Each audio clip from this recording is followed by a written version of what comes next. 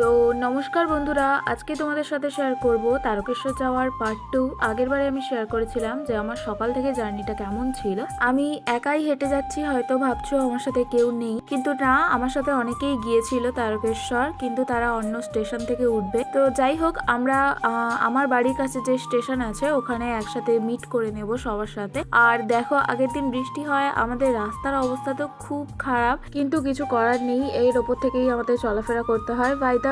যেতে যেতে দেখলাম এটা হচ্ছে আমার পাড়ারই একটা দিদি, তো ও হচ্ছে কোথাও একটা যাচ্ছিল। তো আমি বললাম আমি ভিডিও করছি, তুমি একটু হাই দেখাও। আর কথা বলতে বলতে গল্প করতে করতে এই তো স্টেশনে চলে আসি। আর সকালে সূর্যটা তো দারুণ লাগছিল, তার সাথে কত মানুষের কোলাহল তো রয়েছেই। তারপর অনেকক্ষণ লাইন দিয়ে টিকিট কাটার পর এই তো আমি এখানে ট্রেন আসার জন্য ওয়েট করছিলাম। আর ভাই রে ভাই, যা ভিড় ছিল কি আর বলবো, সবাই এখানে ওয়েট করছিল ট্রেন আসার জন্য।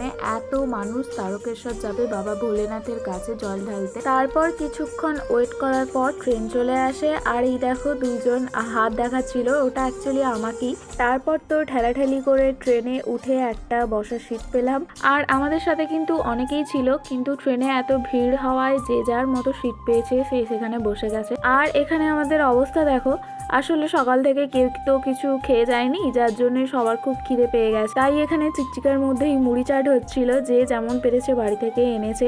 আসলে এই সব জিনিসগুলো খুব মজার, আমি তো এই ছোট ছোট জিনিসগুলো খুব উপভোগ করি। এরপর তো আমরা আমাদের গন্তব্যস্থলের মধ্যস্থলে এসেছি, অর্থাৎ এটা হচ্ছে হাওড়া স্টেশন। তো এখান থেকে আবার আমরা ট্রেন ধরবো শেওড়াফুলির উদ্দেশ্যে। আর স্টেশনের প্রচুর ভিড় ছিল, এমনিতেও হাওড়া স্টেশন সবসময় ভিড়ে ঠাসা থাকে। তারপর স্টেশনের অপর প্রান্তে এসে শেওড়াফুলি যাওয়ার উদ্দেশ্যে অন্য একটা ট্রেনে উঠে বসি। আর আমি ট্রেনে উঠবো, কিন্তু কাবলি ছোলার এই চাটটা খাবো না, সেটা তো হতেই পারে না। অনেকক্ষণ ধরে ওয়েট করছিলাম কখন আসবে।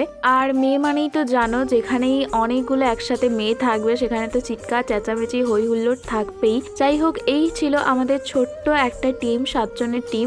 এই কয়জনই আমরা একসাথে শেওড়াফুলি থেকে তারকেশ্বরের উদ্দেশ্যে রওনা দিই। তারপরেই দেখো, শেওড়াফুলি থেকে নেমেই এটা ছিল একটা ছোট্ট বাজার। আমি বাজারটার নাম সঠিক জানি না, কিন্তু এখানে হরেক রকমের দোকানদানি ছিল, এগুলো রাস্তার উপরেই বসেছিল। তো কোনটা ছেড়ে কোনটায় যাব বুঝতেই পারছিলাম না।